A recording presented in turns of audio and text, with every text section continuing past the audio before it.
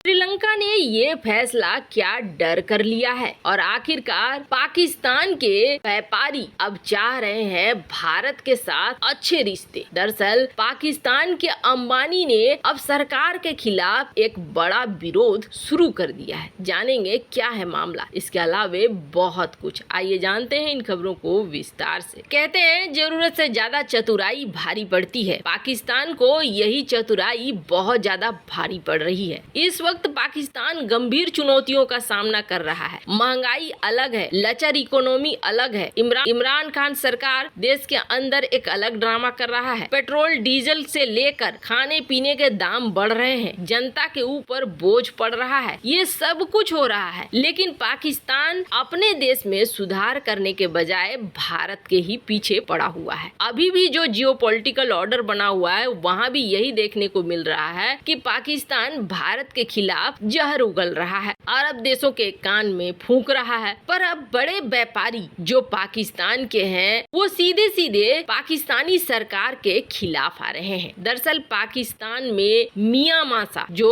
एक अरबपति व्यापारी है, जिसको कहा जाता है पाकिस्तान का अंबानी, ये शुरू से ही भारत के साथ रिश्ते बेहतर करके व्यापार शुरू करने के लिए कहता रहा है, वकालत करता रहा है। इसने ये कहा कि भारत के साथ जब तक आप रिश्तों को सामान्य नहीं करोगे तब तक किसी भी चीज से आप नहीं बच पाओगे। आप अगर ये सोच रहे हो कि IMF के आगे झुकते हुए आपने 60 रुपए बढ़ोतरी कर दिया तेल का, तो क्या पाकिस्तान की संकट खत्म हो जाएगी? पाकिस्तान दुनिया भर में चल रहे खाद्यान्न संकट से भी जूझ रहा है और गेहूं के दाम जो पहले से बढ़े हुए थे ये और भी ज्यादा बढ़ गए हैं। हमने भारत के साथ व्यापार बंद कर दिया। क्या भारत के साथ व्यापार बंद करके कश्मीर ले लिया? कश्मीर मिल गया है? क्या हमने जो अब तक किया है उससे हमें कश्मीर मिल गया? पाकिस्तान की सब संकट को दूर किया जा सकता है, लेकिन आपको भारत के रास्ते पर चलना होगा। पाकिस्तान के सबसे अमीर शख्स अरबपति बिजनेसमैन मियां मासा ये कह रहा है कि अगर पाकिस्तान को इस सारे संकट से निकलना है तो भारत के साथ व्यापारिक संबंधों को बहाल करो। व्यापार बंद करके क्या तुमने कश्मीर को हासिल कर लिया है? बिल्कुल भी नहीं। भारत के साथ जब तक व्यापार को शुरू नहीं करोगे तब तक पाकिस्तान बिल्कुल भी आगे नहीं आएगा। साथ ही साथ उन्होंने ये भी कह दिया कि पाकिस्तान को अगर FATF की ग्रे लिस्ट से निकलना है तो भारत के साथ चलना होगा। तत्काल इस वक्त खोल दो सीमा और व्यापार होने दो।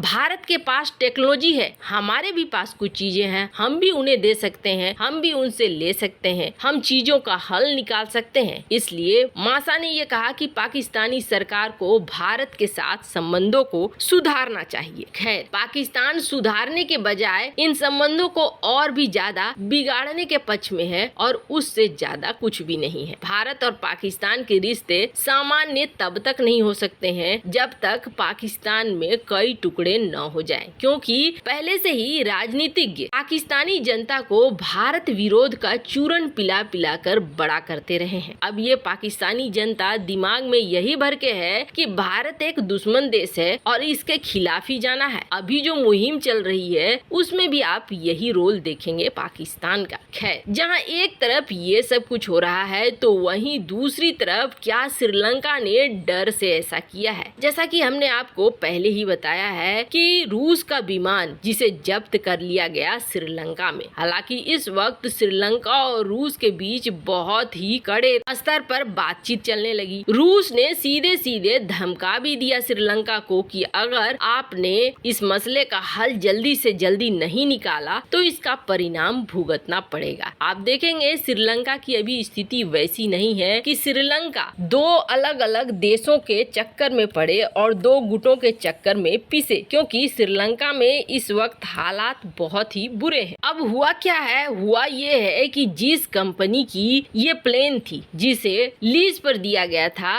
रूस को, ये आरोप रूस के ऊपर लगा है कि करीब 400 ऐसे विमानों को जब्त कर लिया गया है और रूस ने ऐसा इसलिए किया है क्योंकि उसके ऊपर लग गए हैं प्रतिबंध और प्रतिबंधों की वजह से करीब 950 बिलियन यूरो के इस प्लेन के जखीरे को ही रूस ने अपने देश में नियम बदल दिया और नियम बदल कर ये कहा कि ये सारे प्लेन अब हमारे हुए। आपको बता दें अब तब से वेस्टर्न देश, यूरोपीय देश ये क्या कर रहे हैं, जहां भी जा रहा है रूस का प्लेन वहाँ पर इसे सीज करा दे रहे हैं। अब तक 78 प्लेन को सीज करा चुके हैं, लेकिन 400 प्लेन अभी भी हैं जो रूस के कब्जे में है। और इसी चक्कर में ये वेस्टर्न और यूरोपियन थे कि जैसे ही कोलंबो में ये उतरा, इसको यहाँ पे जब्त कर लो। लेकिन बेचारा इसमें श्रीलंका की क्या गलती। श्रीलंका तो हर हाल में चाह रहा है कि किसी तरीके से तेल मिल जाए। भारत की वजह से बहुत सारी मदद मिल रही है। तो वहीं श्रीलंका से रूस ने बातचीत भी इसी आधार पर शुरू की कि श्रीलंका को तेल वगैरह दे। भारत के आधार पर ही कहीं न कहीं